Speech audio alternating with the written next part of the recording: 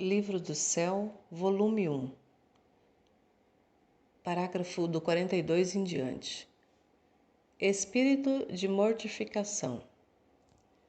Depois de algum tempo em que tentei exercitar-me nestas coisas, às vezes fazendo e às vezes caindo, se bem que vejo claro que ainda me falta este espírito de retidão e sempre fico mais confusa pensando em tanta ingratidão minha.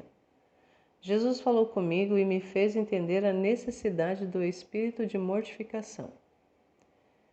Se bem me lembro que em todas estas coisas que me dizia, acrescentava-me sempre que tudo devia ser feito por amor seu, e que as virtudes mais belas, os sacrifícios maiores, tornavam-se insípidos se não tinham princípio no amor. A caridade, dizia-me, é uma virtude que dá vida e esplendor a todas as demais, de modo que sem ela todas estão mortas, e meus olhos não sentem nenhum atrativo, e não têm nenhuma força sobre meu coração. Esteja, pois, atenta e faz que tuas obras, mesmo as mínimas, sejam investidas pela caridade. Isto é, em mim, comigo e por mim. Agora vamos direto à mortificação. Quero, dizia-me, que em todas as tuas coisas, até as necessárias, sejam feitas com espírito de sacrifício. Olhe, suas obras não podem ser reconhecidas por mim como minhas se não têm a marca da mortificação. Assim como a moeda não é reconhecida pelos povos se não contém em si mesma a imagem de seu rei.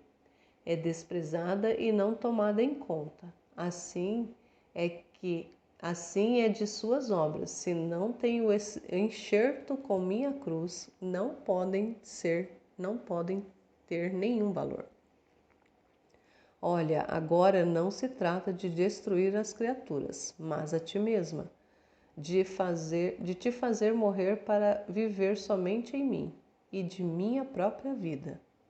É verdade que te custará mais do que fizeste, mas tem coragem, não temas. Não o farás tu, senão eu que opero em ti. Então recebia outras luzes sobre a aniquilação de mim mesma e me dizia: você não é outra coisa que uma sombra, que enquanto você quer tomá-la, você foge. Você é nada.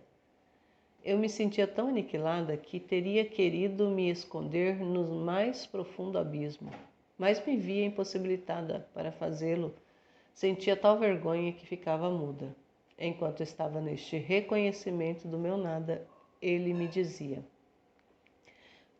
põe-te junto a mim, apoia-te no meu braço. Eu te sustentarei com as minhas mãos e tu receberás força. Você está cega, mas minha luz te servirá de guia. Olha, eu vou estar na frente e você não fará outra coisa que olhar para mim para me imitar. Depois me dizia: a primeira coisa que quero que mortifique é sua vontade. Aquele eu deve ser destruído em você.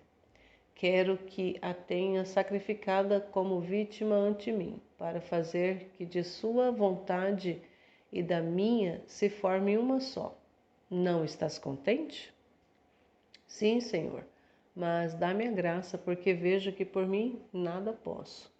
E ele continuava dizendo-me: sim, eu mesmo te contradirei em tudo, e às vezes por meio das criaturas. E assim acontecia. Por exemplo, se pela manhã eu acordasse e não me levantasse logo, a voz interior me dizia: tu descansas e eu não tive outro leito que a cruz, logo, sem tanta satisfação. Se caminhava e minha vista se ia um pouco longe, logo me repreendia. Não quero tua vista, não a afaste de ti além da distância de um passo a outro, para fazer que não tropeces. Se me encontrava no campo e via flores, árvores, dizia-me: eu tudo criei por amor teu. Tu privas a tua vista deste contentamento por amor meu.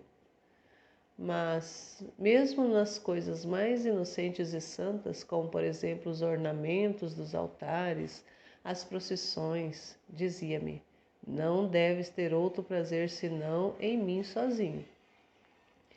Se enquanto trabalhava estava sentada, me dizia: está muito cômoda. Não se lembra que minha vida foi um contínuo penar? E você? E você? Logo, para agradá-lo, me sentava na metade da cadeira e a outra metade a deixava vazia. E algumas vezes, em brincadeira, lhe dizia: olha, senhor, a metade da cadeira está vazia, vem sentar-te junto a mim. Uma vez senti-me tão feliz que nem sei dizer.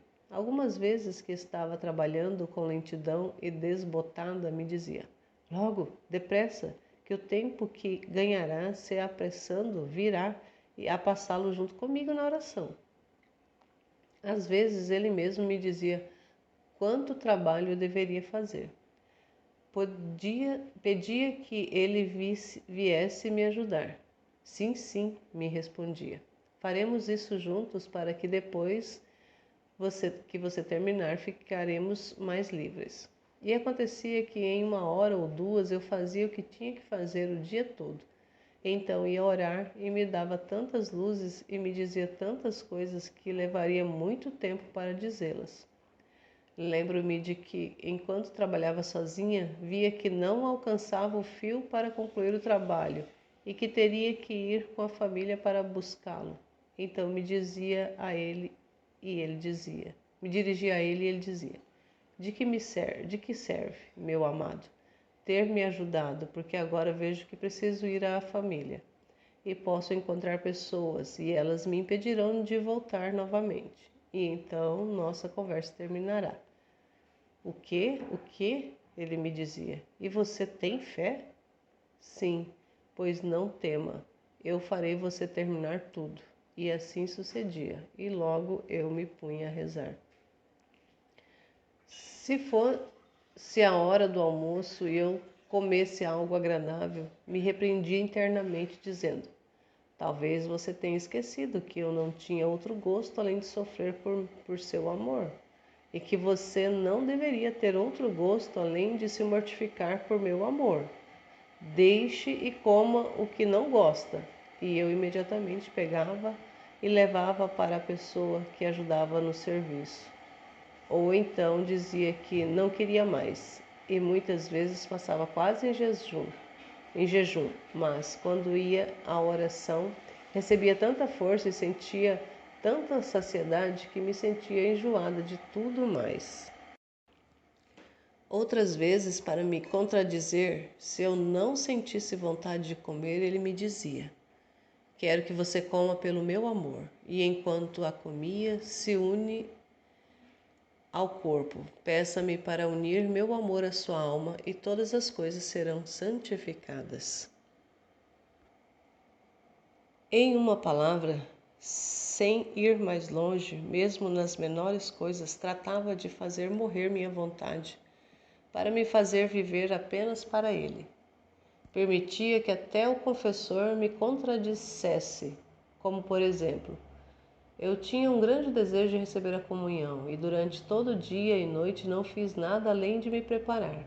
Meus olhos não podiam fechar-se para dormir devido aos batimentos cardíacos contínuos e eu disse a ele: Senhor, apressa-se porque não posso ficar sem ti. Acelere as horas, faça surgir logo o sol porque não aguento mais. Meu coração desmaia. Ele próprio me fazia certos convites amorosos com os quais me sentia despedaçar o coração e me dizia: olha, eu estou só. Não sinta pena de você. Não pode dormir. Trata-se de fazer companhia a seu Deus, seu esposo, seu tudo, que é continuamente ofendido. Ah, não me negues esse consolo, que mais tarde nas tuas aflições eu não te deixarei. Enquanto eu estava com essas disposições, de manhã ia com o confessor e sem saber por que, a primeira coisa que ele me dizia era: não quero que você receba a comunhão. Digo a verdade, era tão amargo para mim que às vezes não fazia nada além de chorar. Não me atrevi a dizer nada ao confessor, porque era isso que Jesus queria que eu fizesse. Caso contrário, ele me repreendia.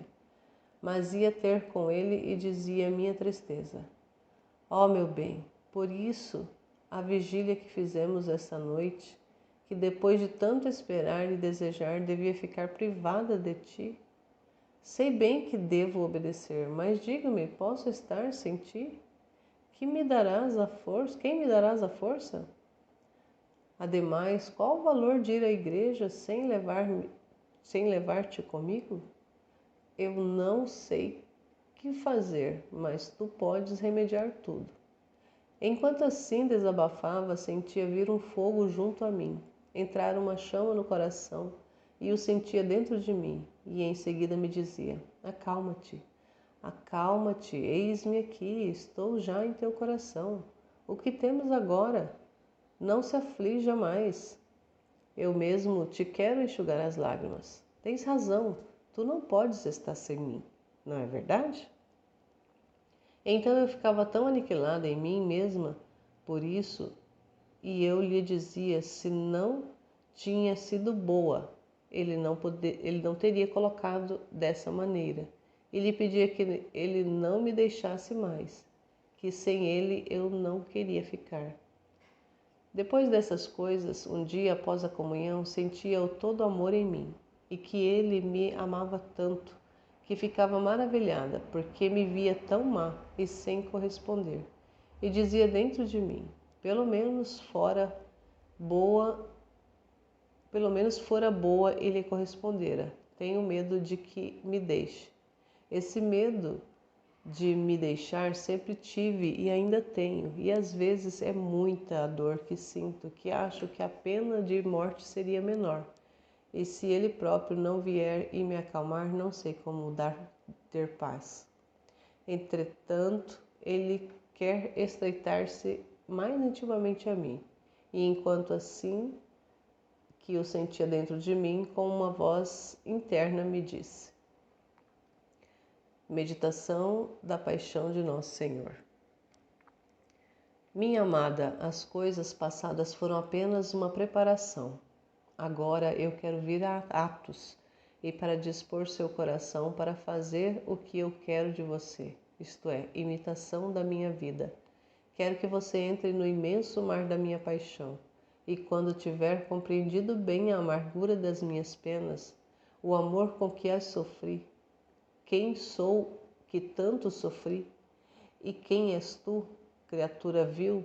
Ah, seu coração não se atreverá a se opor aos golpes, à cruz, que eu só preparei para o seu bem. Em vez de apenas pensar que eu, seu mestre, ao que sofri, suas tristezas parecerão sombras comparadas às minhas. Sofrimento será doce e você não poderá ficar sem sofrer. Minha natureza tremia só de pensar no sofrimento.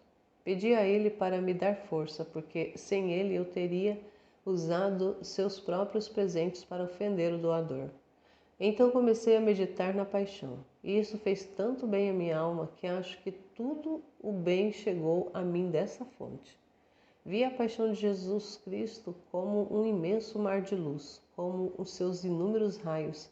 Eles me machucavam muito, isto é, raios de paciência, de humildade, de obediência e de tantas outras virtudes. Eu me vi toda cercada por essa luz e fui aniquilada, me vendo tão diferente dele. Aqueles raios que me inundaram eram para mim muitas outras censuras que me disseram: um Deus paciente, e você? Um Deus humilde e submetido até aos seus próprios inimigos, e você? Um Deus que sofre tanto por seu amor e sofrimentos por seu amor, onde estão eles? Às vezes, ele mesmo me narrava as penas sofridas por ele e ficava tão comovida que chorava amargamente. Um dia, enquanto trabalhava, eu estava considerando as penas muito amargas que meu bom Jesus sofreu. Meu coração se sentiu tão oprimido pela dor que me faltava respiração. Temendo que algo acontecesse comigo, eu queria me distrair inclinando-me para a varanda da rua. Mas o que eu vejo? Eu vejo a rua cheia de gente e no meio meu amante Jesus com a cruz nas costas. Um o empurrava de um lado e o outro alguém por outro, todo agitado, com o rosto pingando sangue, que levantou os olhos em minha direção, numa atitude de pedir ajuda. Quem pode contar a dor que senti? A impressão que uma cena tão lamentável causou em minha alma? Entrei rapidamente no meu quarto. Eu mesma não sabia onde estava. Meu coração o sentia rasgar em pedaços por causa da dor.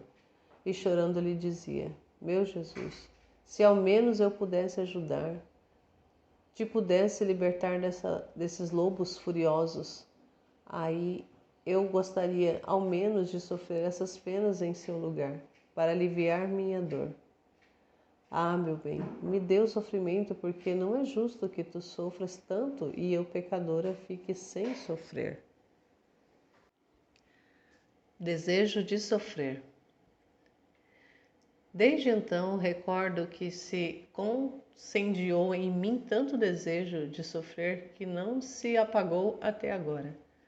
Também me lembro que, depois da comunhão, lhe pedi ardentemente para me conceder sofrimento. Ele, às vezes, para me contentar, me parecia que tomava os espinhos de sua coroa e cravava-os no meu coração. Outras vezes sentia que tomava meu coração entre suas mãos e o estreitava tão forte que, pela dor que eu sentia, perdi os sentidos. Quando avisava que as pessoas podiam perceber algo e ele estava disposto a me dar essas penas, eu logo lhe dizia: Senhor, o que tu estás fazendo? Peço que me dê o sofrimento, mas que ninguém perceba. Por algum tempo ele me contentou, mas meus pecados me tornaram indignas de sofrer secretamente, sem que ninguém soubesse.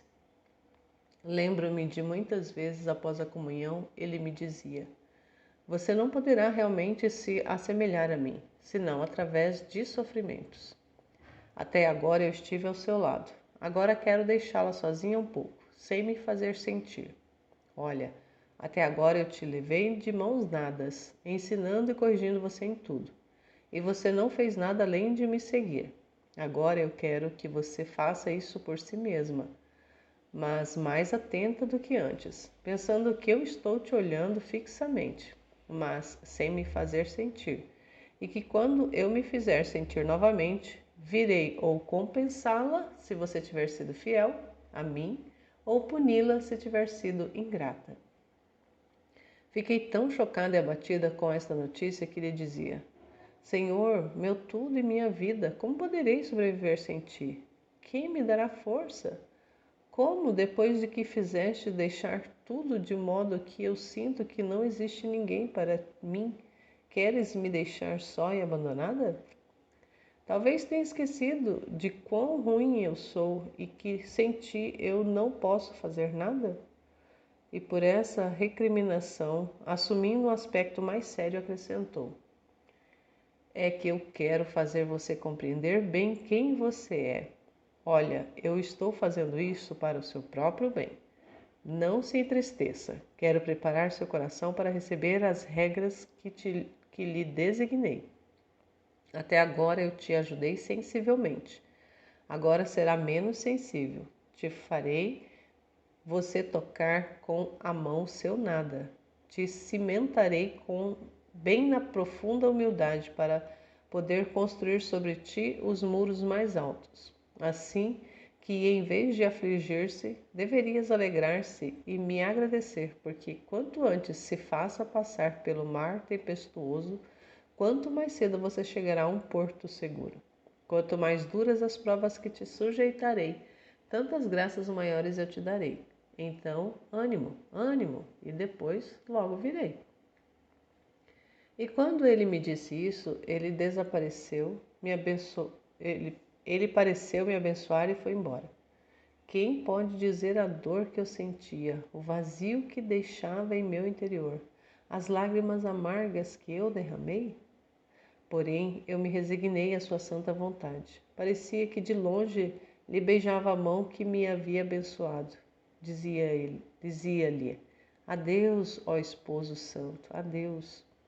Vi que tudo para mim tinha acabado, desde que eu só o tinha, e sem ele não tinha outro consolo. Mas tudo tornou-se tristeza, muito amargas. Antes, as mesmas criaturas intensificavam minha dor, de modo que todas as coisas que via me pareciam dizer: olha, somos obras de teu amado. Onde ele está? Se eu olhasse para a água, fogo, flores e até as próprias pedras, imediatamente o pensamento me dizia: ah, estas são as obras do seu esposo. Elas têm o prazer de vê-lo e você não o vê. Ah, obras do meu Senhor, me dê notícias, me diga onde ele está. Me disse que logo voltaria, mas quem sabe quando? Às vezes alcançava uma desolação tão amarga que sentia falta de ar. Me sentia gelar toda. Sentia um calafrio em toda a minha pessoa. Às vezes a família percebia isto e lhes atribuíam a alguma doença física e queriam me colocar em tratamento, chamar médicos. Às vezes eles insistiam tanto que conseguiam, mas eu, no entanto, fazia o máximo que podia para ficar sozinha. Então eles raramente notavam. Recordava também de todas as graças, as palavras, as correções, repreensões. Via claramente que tudo ele fizera até aqui. Tudo tinha sido obra de sua graça, e que de mim não ficava mais que o puro nada e a inclinação ao mal. Tocava com a mão, que sem ele eu não sentia mais o amor sensível. Aquelas luzes tão claras na meditação, de modo que permanecia por 2 ou 3 horas. Fazia o máximo que podia para fazer o que fazia, quando o sentia, porque ouvia aquelas palavras se repetirem. Se você é fiel a mim, irei premiar-te. Se ingrata, castigar-te. Assim pensava às vezes, passava às vezes 2 dias, às vezes 4, mais ou menos com ele. Agradava, meu único consolo era recebê-lo no sacramento. Ah, sim, certamente lá o encontrava, não podia duvidar.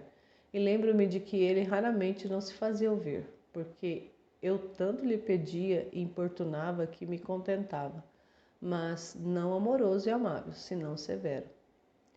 Passados esses dias no estado descrito acima, especialmente se eu tinha sido fiel a ele, sentia-o voltar para dentro de mim. Falava comigo mais claramente e, como em dias passados, eu não tinha conseguido conceber nenhuma palavra dentro de mim, nem ouvir qualquer coisa. Então entendia que não era a minha fantasia, como muitas vezes eu costumava pensar antes.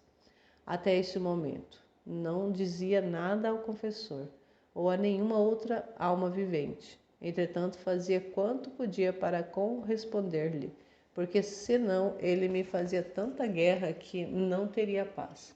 Ah, Senhor, tens sido tão bom comigo e eu tão ruim ainda. Modo de triunfar nas provas. Continuando com o que havia começado, o sentia dentro de mim, o abraçava, o estreitava e lhe dizia: amado bem, veja como nossa separação tem sido amarga. E ele me dizia: é nada o que você passou. Prepare-se para provas mais duras. Por isso que eu vim, para dispor seu coração e fortalecê-lo. Agora você vai me contar tudo o que passou, suas dúvidas e medos, todas as suas dificuldades, para poder ensinar-lhe como comportar-se na minha ausência.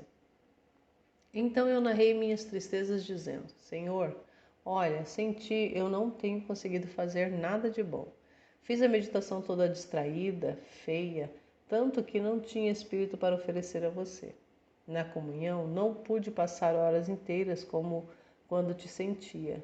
Me via sozinha, não tinha ninguém para me entender, me sentia vazia de tudo. A dor da sua ausência me fazia provar agonias mortais.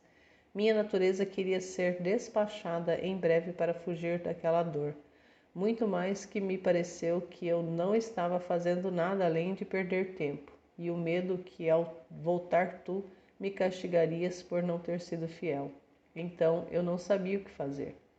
Além disso, a dor de que tu estás sendo continuamente ofendido e que eu, sem saber quando, como antes me ensinava, fazer esses atos de reparação, essas visitas ao Santíssimo Sacramento pelas ofensas que tu recebes. Então me digas como devo fazer. E ele, me instruindo benignamente, me dizia: primeiro, você tem feito mal por estar tão perturbada. Não sabe que eu sou o Espírito de paz? E a primeira coisa que te recomendo é não perturbar a paz do coração.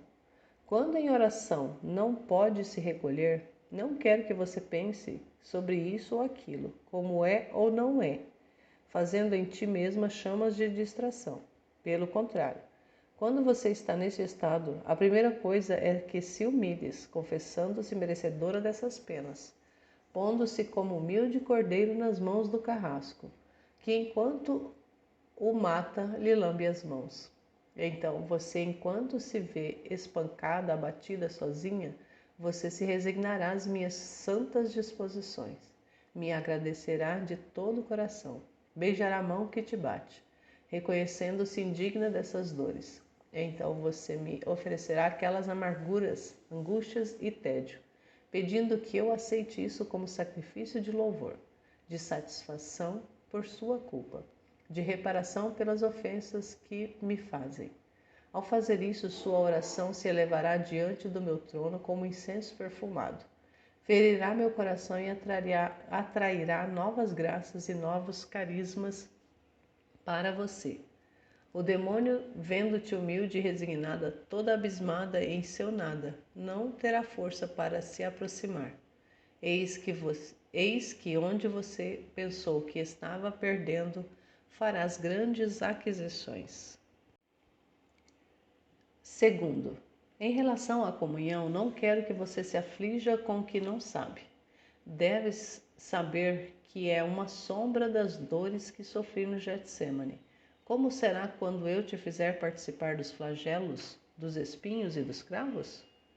O pensamento dos sofrimentos maiores te fará sofrer com mais ânimo as penalidades menores. Portanto, quando na comunhão você se encontrar sozinha, agonizante, pense que eu te quero um pouco em minha companhia, na agonia do horto. Portanto, fique junto a mim e faça uma comparação entre suas dores e as minhas. Olha, você sozinha, privada de mim, e eu também só, abandonado pelos meus amigos mais fiéis, que estão sonolentos, deixando sozinho até pelo meu divino Pai, e também no meio de uma dor amarguíssima, cercado por cobras, víboras e cães raivosos, que eram os pecados dos homens, e onde estavam também os seus, que fizeram parte deles. O que me parecia que eles queriam me devorar vivo. Meu coração sentiu tanta opressão, como se estivesse sob a prensa, tanto que suei sangue vivo. Diga-me, quando você chegou a sofrer tanto? Então, quando se encontre privada de mim, aflita, vazia de todo consolo, cheia de tristeza, deslabuta de tristezas, vem junto a mim, limpa-me esse sangue, oferece-me essas tristezas como alívio para minha agonia amarguíssima. Ao fazer isso, você encontrará uma maneira de se distrair comigo depois da comunhão.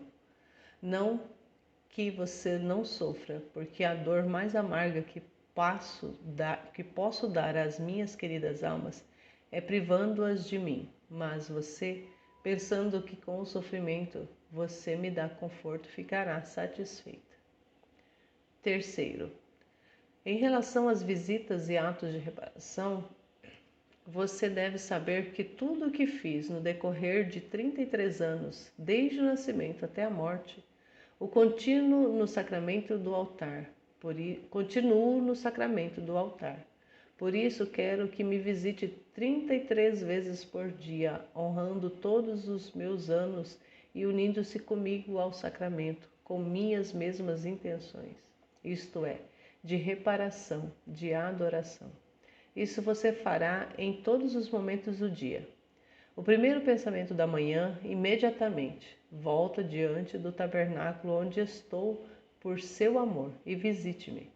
O último pensamento da tarde, quando você dorme à noite, antes e depois de comer, ao começo de toda ação sua, andando, trabalhando.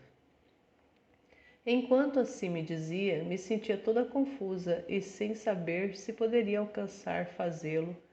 Eu disse a ele: Senhor, peço que fique comigo até que eu tenha o hábito de fazê-lo, porque sei que contigo posso fazer tudo, mas sem ti, o que posso fazer eu, miserável? E ele benignamente adicionava: Sim, sim, eu vou te contentar quando te faltei. Quero que sua boa vontade e darei a você qualquer ajuda que desejar. E assim fazia. Depois de algum tempo, às vezes com ele, às vezes privada dele, um dia após a comunhão me senti mais intimamente unida a ele. Ele me fez várias perguntas, como se eu queria, se estava disposta a fazer o que ele queria, até o sacrifício da vida por seu amor. E ele me dizia: E você me diz o que quer? Estás pronta para fazer o que eu quero? Também eu farei o que você quer. Ele quer purificá-la de todo mínimo defeito, como a purifica de tudo. Me sentia confusa, não entendia sua maneira de agir, mas com o tempo eu entendi que ele usa essa maneira de agir quando quer dispor a alma para novas e mais pesadas cruzes. E sabe como atrair tanto a ele com esses estratagemas que a alma não ousa opor-se ao que ele quer. Então eu dizia: Sim, te amo, mas me diga tu mesmo, posso encontrar um objeto mais belo, mais santo e mais amável que tu? Também porque me perguntas se eu estou disposta a fazer o que queres, se há tanto tempo te entreguei a minha vontade e te pedi que não evitasse nem mesmo me despedaçar de tal maneira que te pudesse agradar? E eu me abandono em ti, ó esposo santo. Obra livremente, faze de mim o que quiseres. Dá-me a tua graça, pois por mim nada sou e nada posso. E ele me dizia: Você está verdadeiramente disposta a tudo o que eu quero? Então me senti mais confusa e atordoada e dizia: Sim, estou disposta. Mas quase tremendo, e ele compassivamente continuou me dizendo: Não temas, eu serei sua força. Você não sofrerá, mas serei eu quem sofrerá e lutará em você. Olha, eu quero purificar sua alma de tudo, do mínimo defeito que poderia impedir meu amor em você. Quero provar sua fidelidade, mas como posso ver se isso é verdade, se não colocando-te no meio da batalha? Você deve saber que eu quero colocá-la no meio de demônios. Lhes darei liberdade para atormentar-te e tentar-te, para que, quando você tiver combatido os vícios com as virtudes opostas, já se encontrará de posse dessas mesmas virtudes que você pensou que perderia. E mais tarde sua alma purificada e embelezada, enriquecida, será como um rei que volta vitorioso de uma guerra feroz, que enquanto acreditava perder o que tinha, se torna mais glorioso e cheio de imensas riquezas. Então eu virei, formarei minha morada em você, e sempre estaremos juntos. É verdade que será seu estado doloroso. Os demônios não lhe darão paz, nem de dia ou à noite. Eles sempre estarão em ato de fazer-te guerra feroz. Mas sempre tenha em mente o que eu quero fazer de você, isto é, tornar-te semelhante a mim.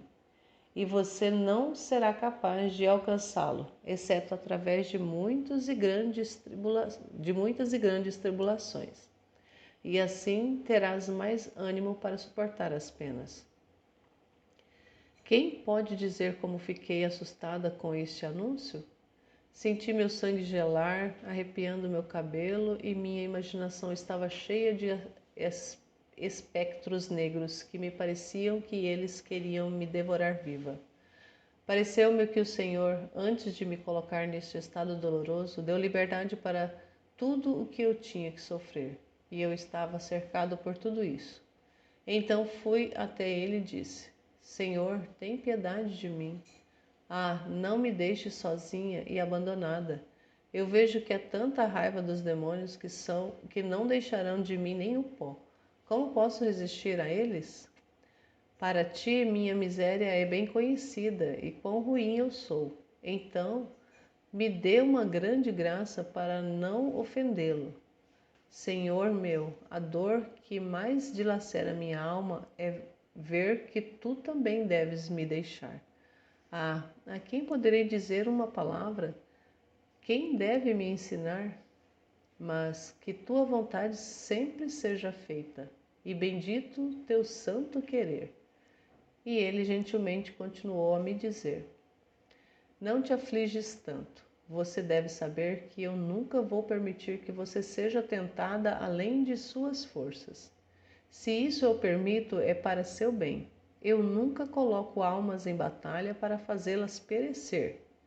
Primeiro meço sua força e dou-lhes minha graça, e depois as introduzo, e se alguma alma se precipita, é porque não fica unida a mim com a oração.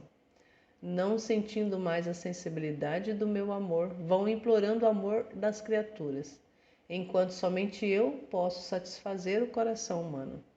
Elas não se deixam guiar pelo caminho seguro da obediência, acreditando mais no julgamento próprio que em quem as guia em meu lugar.